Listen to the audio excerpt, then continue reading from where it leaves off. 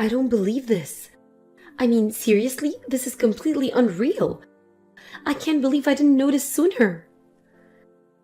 We need to have a talk, Aaron. Now, answer me.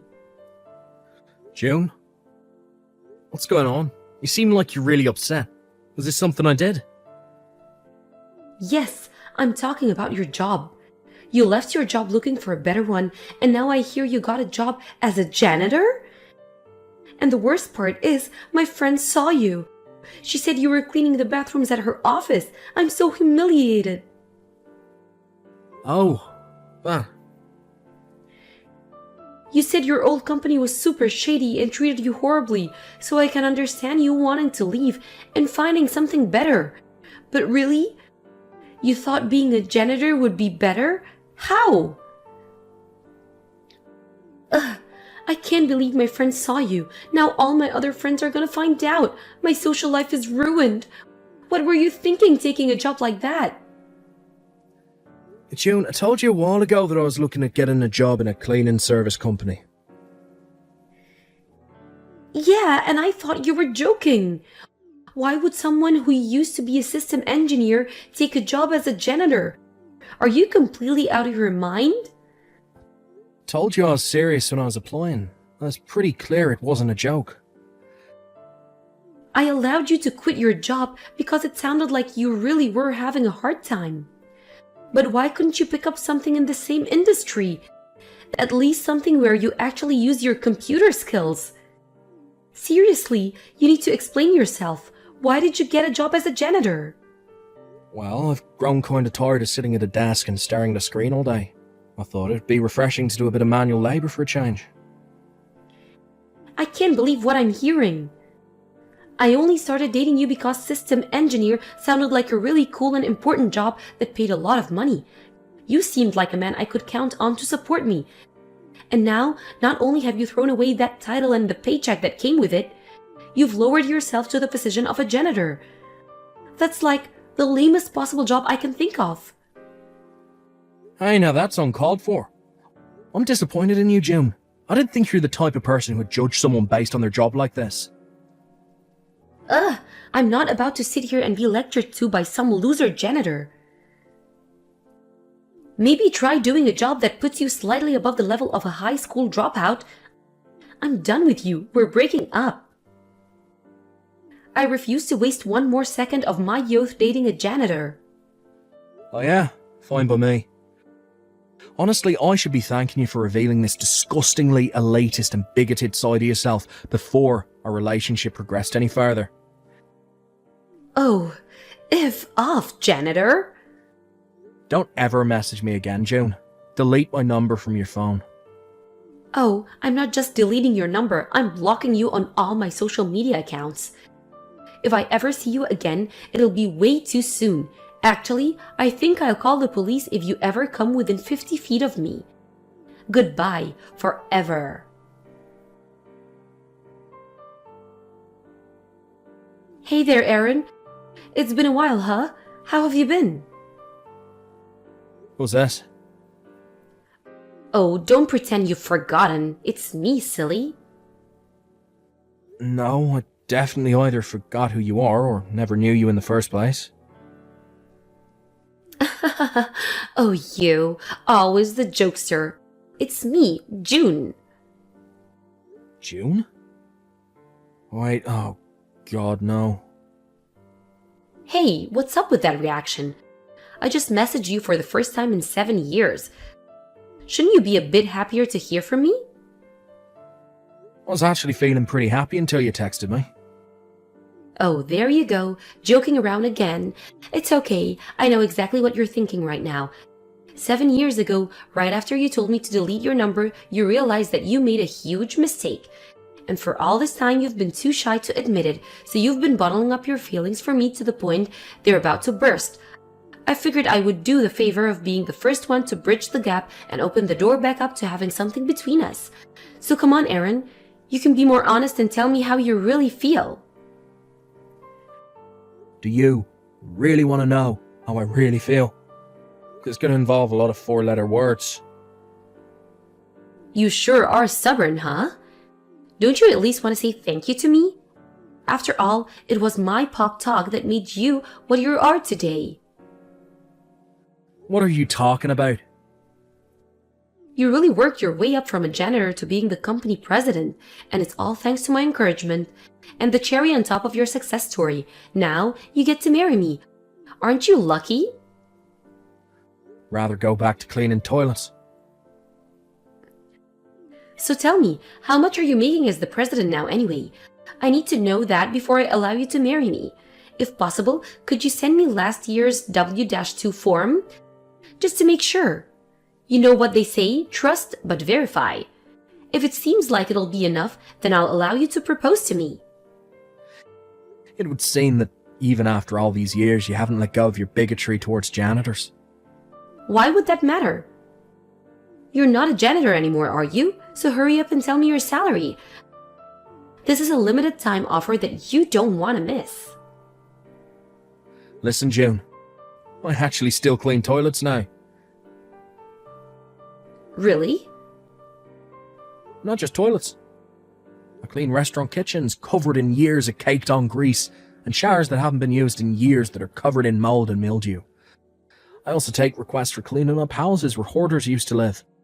You know those ones you see on TV with trash piled all the way up to the ceiling? And sometimes I even do garbage collection. Seriously? Yeah, seriously. I'm still doing cleaning work, June. And no, I'm not telling you my salary or giving you my freaking W-2 form. Seriously, what kind of person asks for that? Oh my god. You're in even lower position than before? Aw man, I heard that you had become the company president, so I thought I could try and get back together with you. Good grief, and to think I almost let you marry me? I was being way too careless. I'm very disappointed in you, Aaron. You had 7 years to make something of yourself, and yet you haven't moved up the ladder at all. What a joke. Well, too bad for you. You could have had a chance to marry me, but not anymore. The offer is withdrawn. Oh, man. That's hilarious. Oh, that's exactly how I thought you'd react. Yeah, how else am I supposed to react to someone with such a pathetic career trajectory as you? I'm blocking you again. Bye.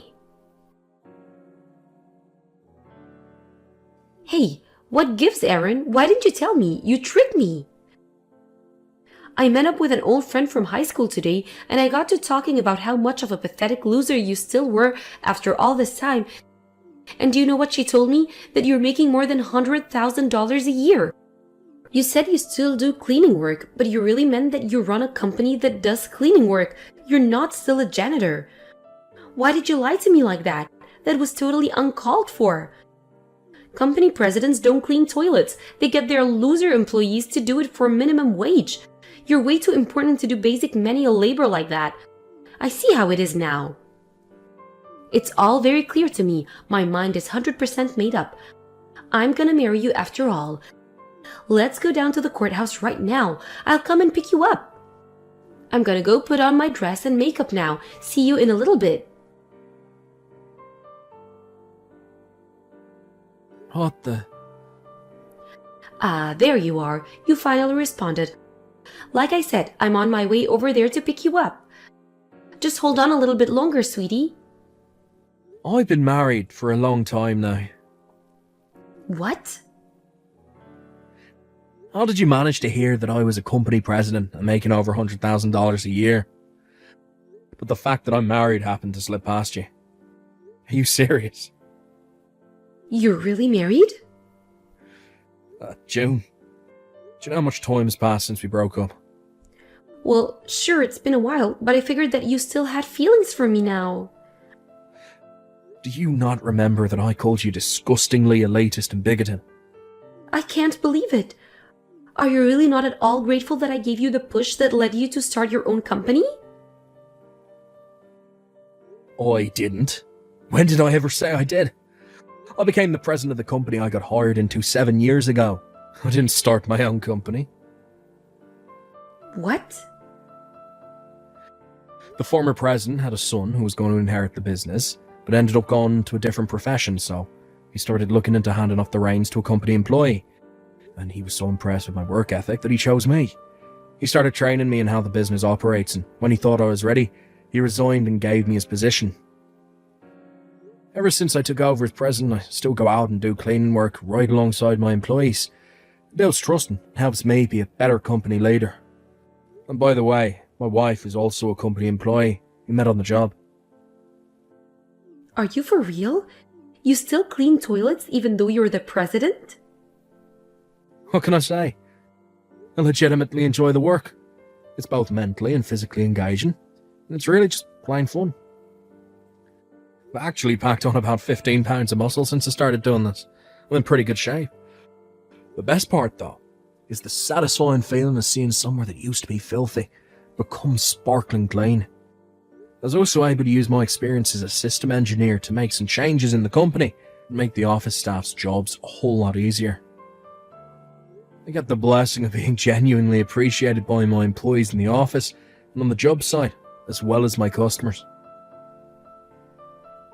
What is wrong with you? How can you be so happy-go-lucky about working a disgusting job? Jeez, I've got a lot of work to do, but don't worry, I'll have you whipped into shape in no time once we're married. Hurry up and divorce your current wife, okay? The sooner the better. I can go and pick up the paperwork at the courthouse later on this week. I'm not marrying you. What? I couldn't have someone with your bigotry around me or my company. You'd probably make half my workers quit within a month. If this is supposed to be some kind of joke, it's not funny at all. I'm not joking, I'm dead serious. Don't worry, we can talk about all this in person. I'll be at your house in a few minutes. What? You're actually coming over here right now?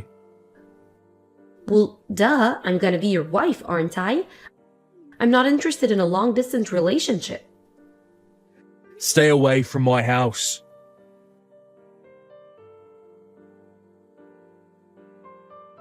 Okay, this house definitely passes the test. I'll be fine living here. Oh God, you're actually here. Wait, what do you mean my house is huge?